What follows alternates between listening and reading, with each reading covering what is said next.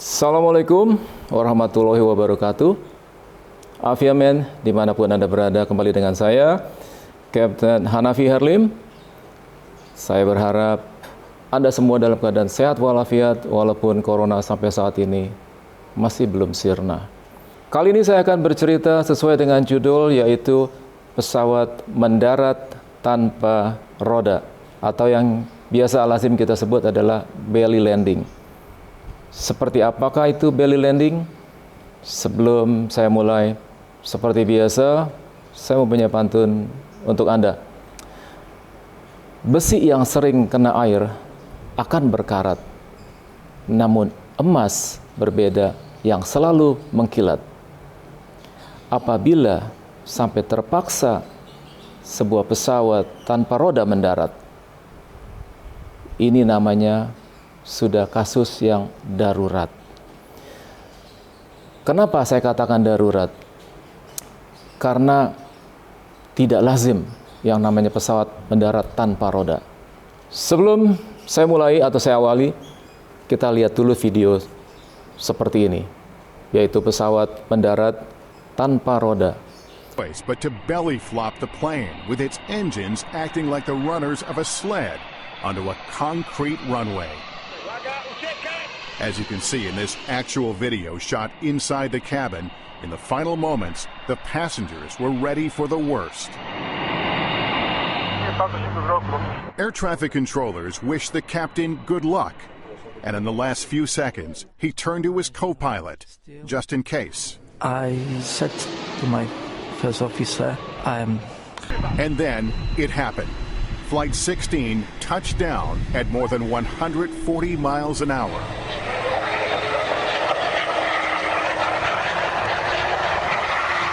This is the moment of contact on the runway, shot from inside the cabin. Semua pesawat sudah dirancang bisa mendarat tanpa roda. Karena dari pabrik sudah dibuat di belly-nya itu sendiri, ada yang namanya belly fairing, yang mana sudah dirancang, dibuat sedemikian rupa pada saat mendarat tanpa roda akan mengenai landasan dan itu tidak akan rusak. Lalu dari mesinnya pun sendiri juga sudah dirancang apabila sampai terjadi belly landing, kalau landingnya itu betul-betul sesuai dengan yang diharapkan dari pihak pabrik, artinya tidak miring sebelah, tidak crosswind, dan mendaratnya persis di kedua mesinnya, maka sebenarnya tidak akan terjadi.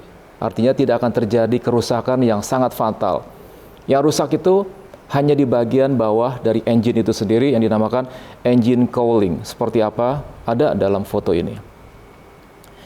Oke, sekarang kita bahas teknisnya sampai terjadinya belly landing.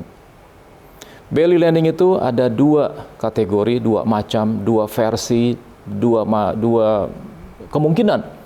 Kemungkinan yang pertama adalah sang pilot lupa untuk menurunkan landing gear. Kenapa sampai lupa? Faktor yang manusiawi sekali. Manusia bisa lupa. Sifat manusia bisa lupa. Kenapa bisa sampai terjadi lupa seperti itu? Banyak faktornya. Dan faktor tersebut tidak akan saya bahas di session yang sekarang ini.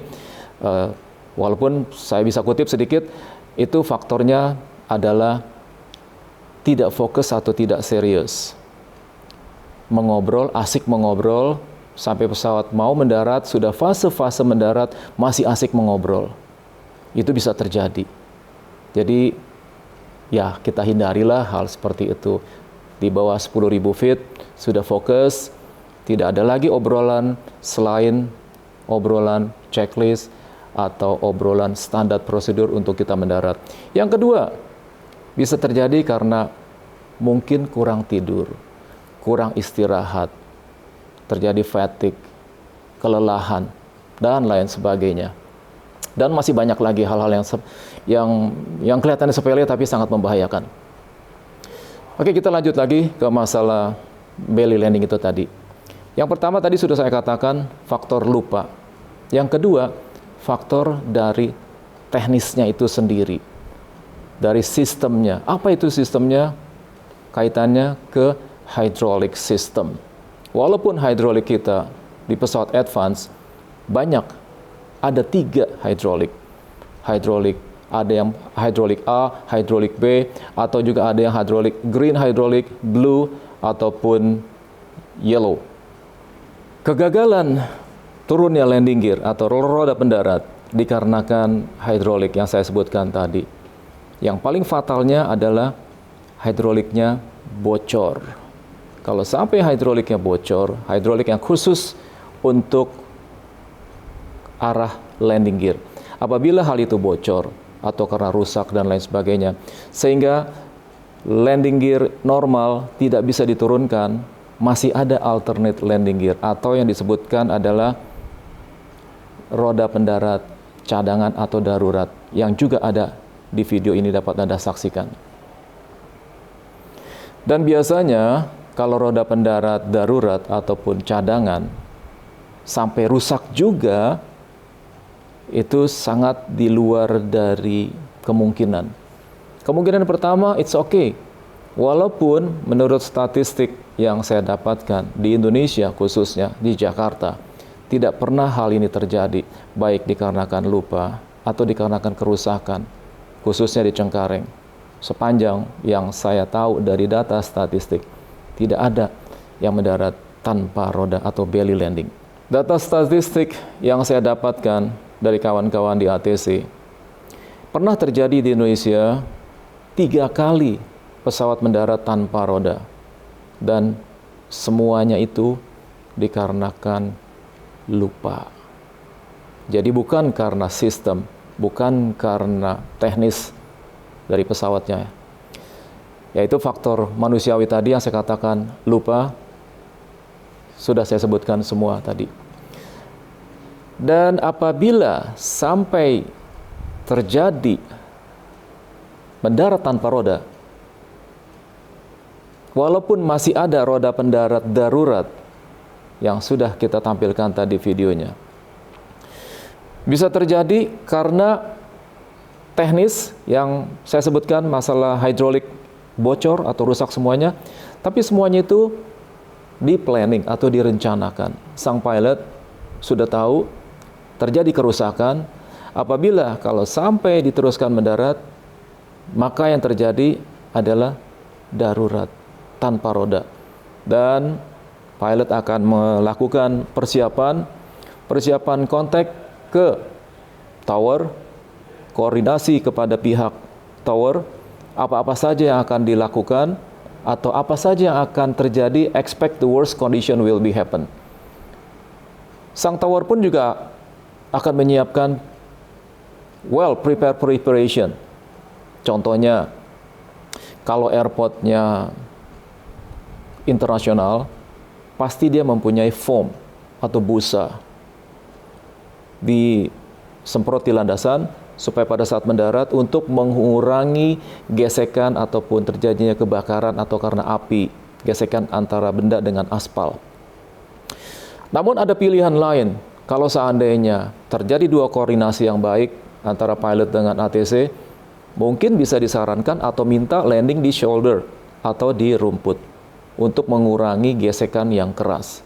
Ya, tentunya sang tower akan menyiapkan fire truck, pemadam kebakaran, ambulans untuk mencegah apabila terjadinya injury ataupun luka dan lain sebagainya. Dan banyak lagi yang perlu dipersiapkan. Pihak tower sudah berkoordinasi dengan orang darat untuk menyiapkan semuanya. Di samping itu, dari pihak pilot pun juga ada preparationnya. Apa itu preparationnya? 1, briefing dengan co-pilotnya. 2, briefing dengan pramugarinya. Bahwa nanti kita akan melakukan pendaratan darurat. Kemungkinan akan terjadi hal-hal yang tidak kita inginkan, kita harapkan. Contohnya, apakah nanti akan terjadi begini dan begitu. Sehingga mereka sudah mempunyai preparation atau persiapan apa yang akan dilakukan apabila terjadi sesuai yang direncanakan, yang diperkirakan. Namun, sesuai dengan planning dari pabrik bahwa landing dengan tanpa roda atau belly landing, sebenarnya semuanya tidak menjadi masalah. Selama landingnya itu mulus, arti kata mulus itu landing, kalau ini kebetulan Fokker 100 engine-nya di atas.